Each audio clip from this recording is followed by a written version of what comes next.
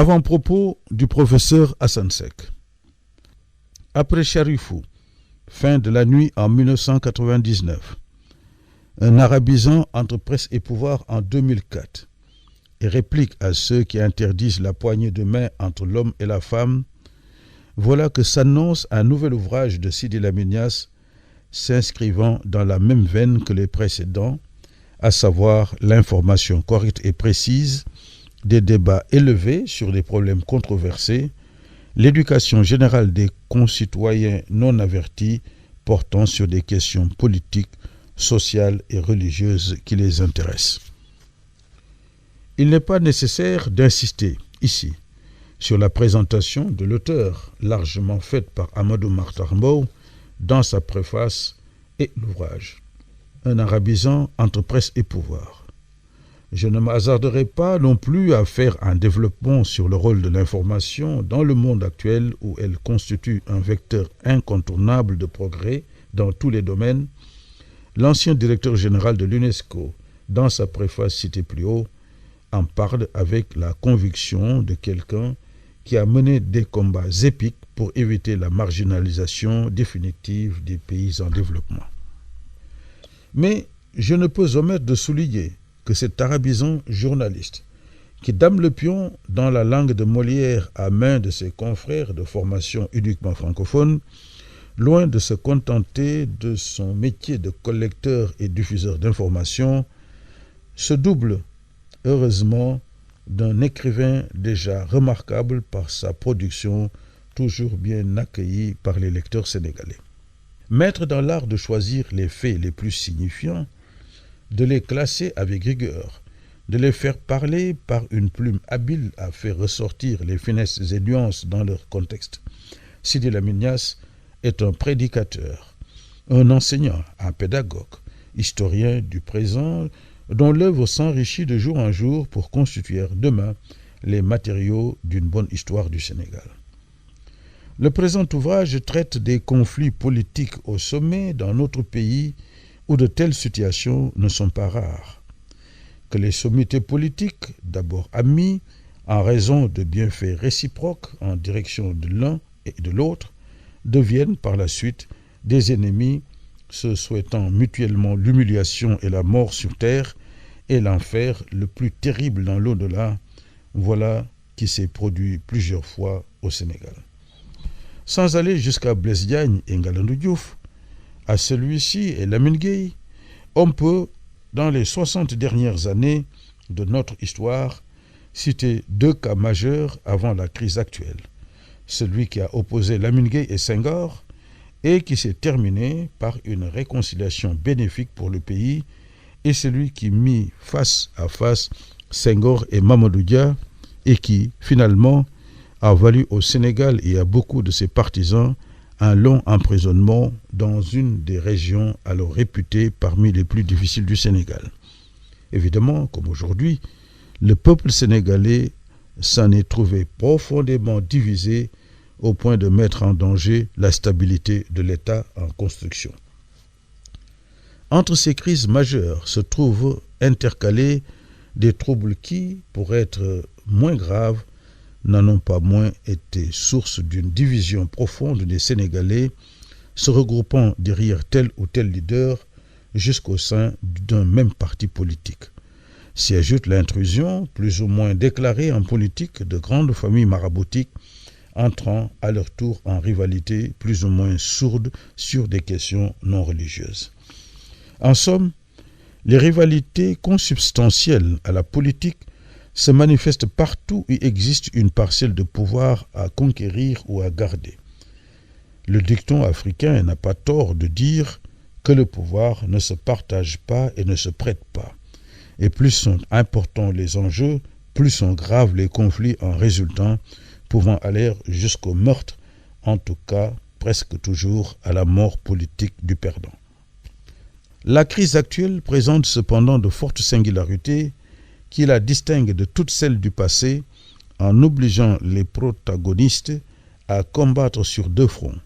Le premier front résulte de la nature de la coalition gagnante de l'alternance du 19 mars 2000 qui regroupe des alliés si différents qu'on y trouve une large palette, sinon l'ensemble de la gamme politique courante, depuis la droite religieuse conservatrice jusqu'à l'extrême gauche, formant ainsi un ensemble où les partis minoritaires entendent conserver leur personnalité propre tout en revendiquant, bec et ongle, dans l'exercice du pouvoir, leur part même jugée excessive par rapport à leurs contributions respectives à la victoire.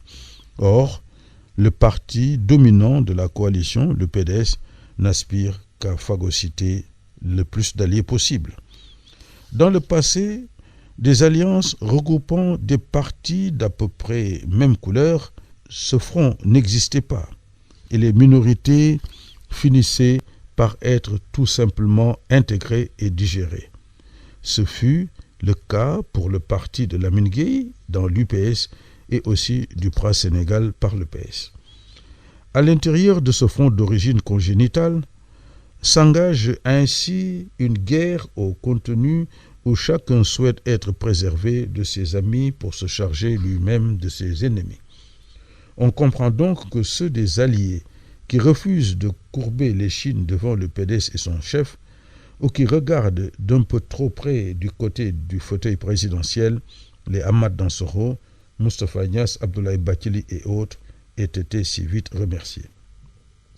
L'autre front, d'allure plus classique, est celui qui oppose les deux plus hautes personnalités de l'exécutif, ici le président Wade et son ancien premier ministre Idrissa Seck.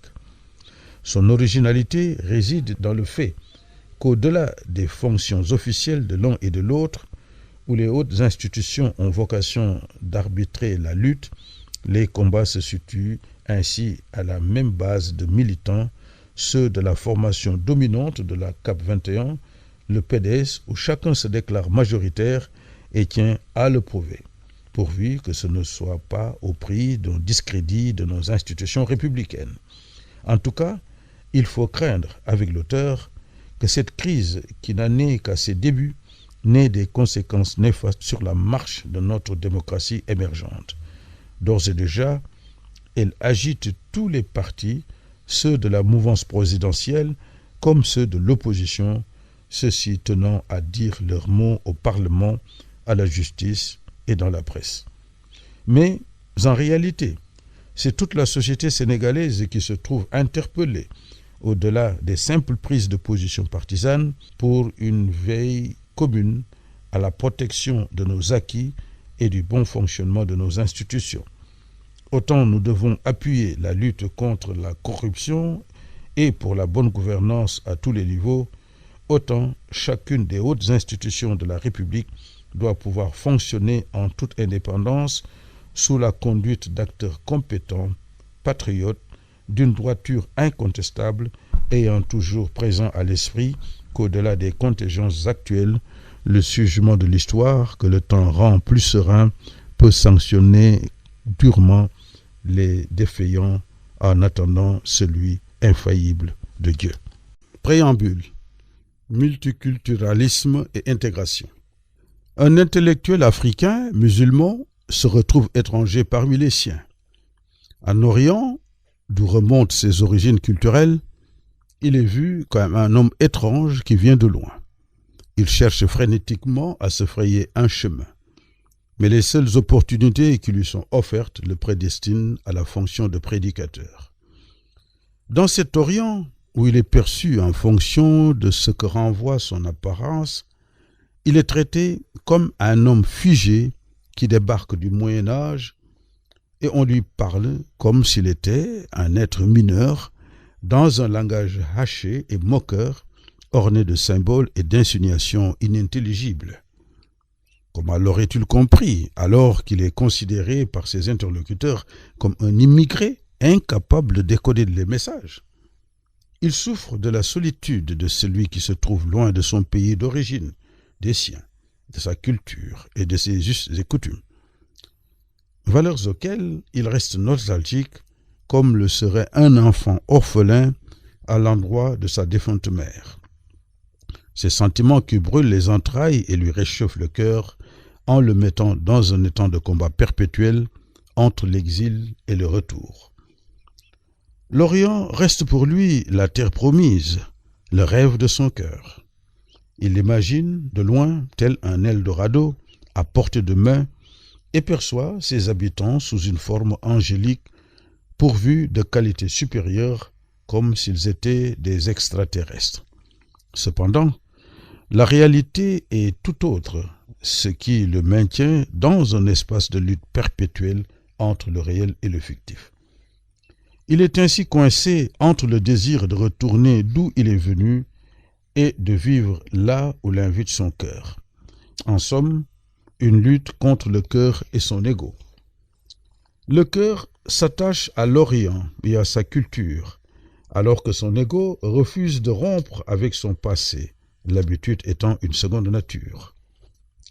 Pourtant, une fois de retour dans sa terre natale, parmi les siens, il retrouve sa solitude quasi permanente, drapé qu'il est dans un manteau qui le lie culturellement à son Orient préféré.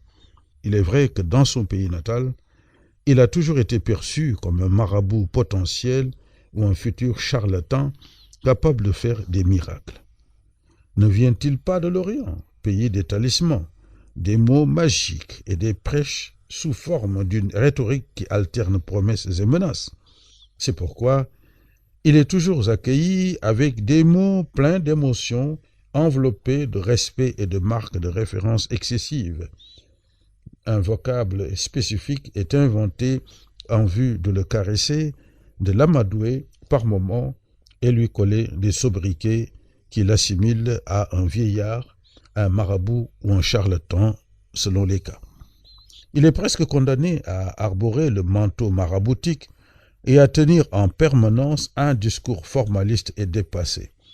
Ce faisant, il jouit d'un respect qui frise la révérence au point que tous ses murmures paraissent comme des paroles de saint.